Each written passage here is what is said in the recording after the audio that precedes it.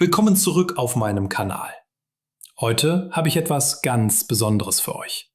Eine kurze, lustige Geschichte direkt aus der Werkstatt. Mit jeder Menge Spaß, ein bisschen Pech und natürlich einer Prise Glück. Damit wirklich alle mitlernen können, gibt es Untertitel auf Englisch, Persisch, Türkisch, Arabisch und Russisch. Bleib unbedingt bis zum Ende dran. In diesem Video lernst du, wie man über Arbeit spricht, wie man gute Ratschläge gibt und wie du wenn im Deutschen richtig benutzt. Klingt gut? Dann legen wir los.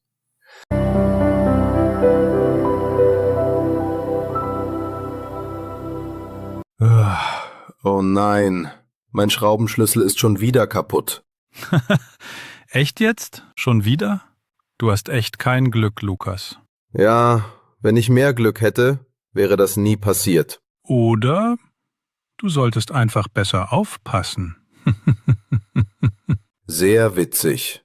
Ich habe nur zu viel gearbeitet. Weißt du, manchmal läuft einfach alles. Wenn man gut drauf ist, geht die Arbeit leichter. Vielleicht hast du recht. Wenn man freundlich und geduldig bleibt, klappt alles besser. Genau. Und wenn was kaputt geht, einfach tief durchatmen. Oder Kaffee trinken. Coffee. Ja, das hilft immer. Aber pass auf, sonst zittert wieder die Hand beim Schrauben. Du solltest weniger reden und mehr arbeiten, Max. Also ehrlich, Glück muss der Mensch haben. Stimmt. Aber vielleicht macht man sein Glück manchmal selbst. Wenn du Hilfe brauchst, sag Bescheid, okay? Danke, Max. Heute läuft's bestimmt besser. Siehst du? Ein bisschen Glück, ein bisschen Geduld und alles wird gut.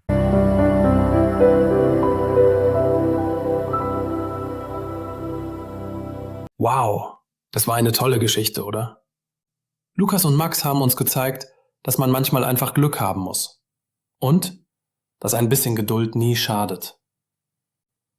Damit du alles noch besser verstehst und selbst sagen kannst, was in der Werkstatt passiert ist, schauen wir uns jetzt gemeinsam die wichtigsten Wörter an. Diese Wörter helfen dir nicht nur beim Verstehen der Geschichte, sondern auch, wenn du über Arbeit, Pech oder Glück sprechen möchtest. Los geht's mit dem Vokabular.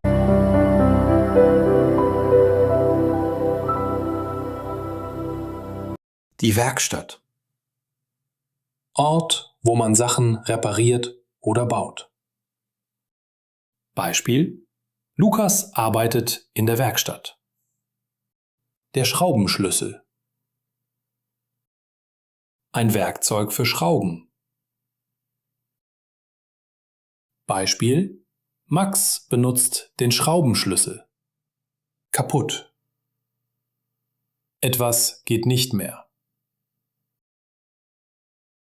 Beispiel: Der Hammer ist kaputt. Pech haben. Wenn etwas schlecht passiert. Beispiel: Heute habe ich Pech. Eine Prise Glück. Ein kleines bisschen Glück. Beispiel: Mit einer Prise Glück klappt alles. Tief durchatmen. Langsam und tief Luft holen. Beispiel: Wenn du nervös bist, atme tief durch. Freundlich. Nettes Verhalten. Beispiel: Sei freundlich zu Max. Geduldig. Ruhig bleiben. Nicht wütend werden. Beispiel: Max ist geduldig. Lachen. Mit Freude Geräusche machen. Beispiel: Alle lachen über den Witz. Aufpassen. Gut schauen und vorsichtig sein. Beispiel: Pass auf die Maschine auf. Arbeiten. Etwas tun, zum Beispiel im Job. Beispiel: Lukas arbeitet viel. Lustig. Etwas macht Spaß oder bringt Lachen. Beispiel: Die Geschichte ist lustig. Zittert. Bewegen sich leicht, oft aus Angst oder Kälte. Beispiel: Die Hand zittert beim Schrauben. Bescheid sagen. Jemandem Informationen geben. Beispiel: Sag mir Bescheid, wenn du Hilfe brauchst.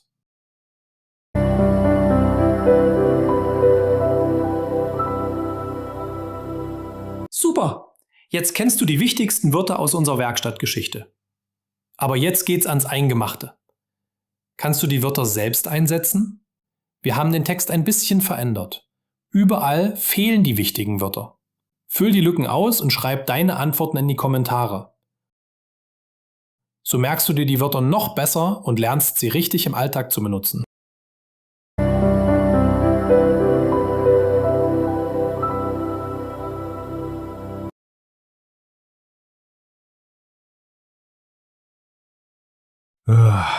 Oh nein, mein Schraubenschlüssel ist schon wieder kaputt.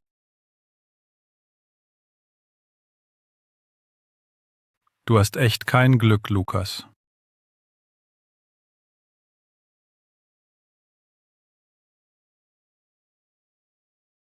Ja, wenn ich mehr Glück hätte, wäre das nie passiert.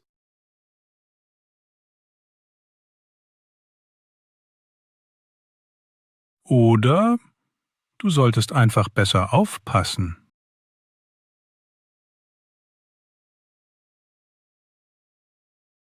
Ich habe nur zu viel gearbeitet.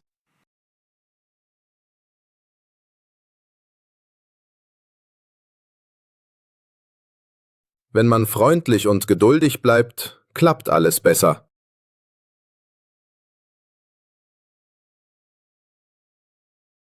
Und wenn was kaputt geht, einfach tief durchatmen.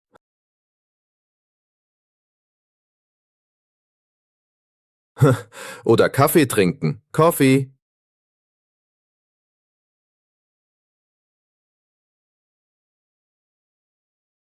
Aber pass auf, sonst zittert wieder die Hand beim Schrauben.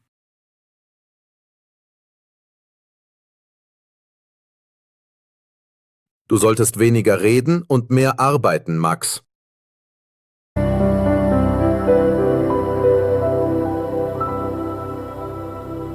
Toll gemacht! Jetzt, wo du die Wörter richtig eingesetzt hast, können wir direkt sehen, wie sie im Satz zusammen mit der Grammatik funktionieren. Achte besonders auf die Wenn-Sätze und die Ratschläge mit sollen. So lernst du, nicht nur die Wörter, sondern auch die Struktur im Alltag zu benutzen. Bleib dran, wir machen gleich ein paar Beispiele direkt aus unserer Werkstattgeschichte.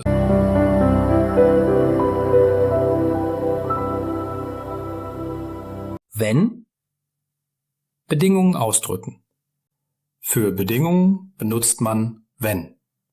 Das bedeutet, wenn etwas passiert, passiert etwas anderes. Beispiel: Wenn es regnet, nehme ich einen Schirm. Hier: Es regnet. Dann nehme ich den Schirm.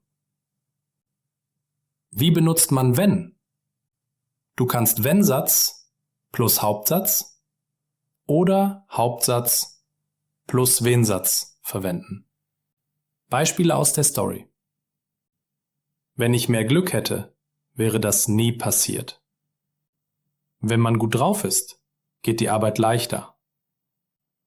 Wenn du Hilfe brauchst, sag Bescheid. Weitere einfache Beispiele? Ich würde mit dem Auto reisen, wenn ich ein Auto hätte. Wir wären glücklicher, wenn wir gesund essen würden. Gut, jetzt hast du verstanden, wie die Struktur mit wenn ist und warum wir sie benutzen. Üben wir zusammen? Ich gebe dir ein paar Beispiele. Ergänze sie mit wenn und schreibe deine Sätze in die Kommentare. Spaziergang, Regen. Wenn es nicht regnet, gehen wir spazieren. Kaffee trinken, wach bleiben. Wenn ich Kaffee trinke, bleibe ich die ganze Nacht wach. Stell dir verschiedene Situationen vor und benutze wenn, um sie zu beschreiben.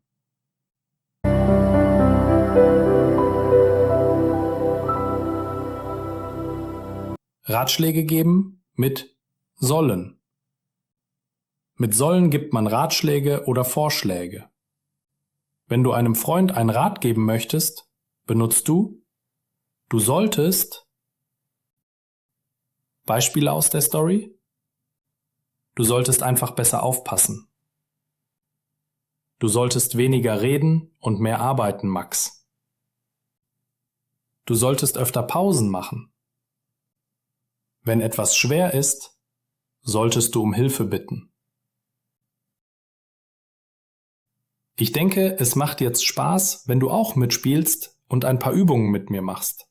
Überlege dir eine Situation und gib einen Rat. Zum Beispiel: Dein Freund isst zu viel, sage, du solltest.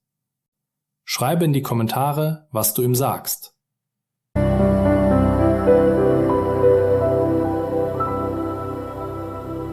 Kombination wenn plus sollen.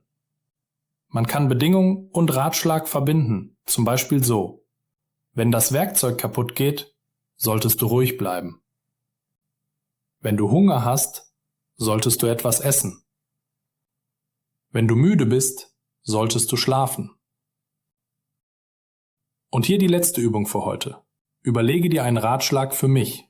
Beispiel: Wenn ich nicht schlafen kann, was sollte ich tun? Schreib deinen Ratschlag in die Kommentare, ich freue mich, ihn zu lesen.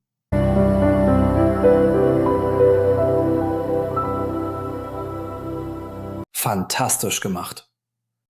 Du hast heute richtig viel geschafft. Neue Wörter gelernt, die Lücken gemeistert und sogar die Grammatik mit wenn und sollen verstanden. Jetzt kannst du locker über Arbeit sprechen, Tipps geben und erklären, was wäre, wenn etwas anders läuft. Denk dran, mit jeder Wiederholung kommst du deinem Ziel ein Stück näher. Bleib dran. Schritt für Schritt wirst du sicherer, flüssiger und selbstbewusster auf Deutsch. Unsere Lernreise geht bis C1, also bleib unbedingt dabei. Abonniere den Kanal, aktiviere die Glocke und schreib unten in die Kommentare, was du jemandem raten würdest, wenn er im Stress ist. Tschüss und bis zum nächsten Mal. Du wächst mit jedem Wort.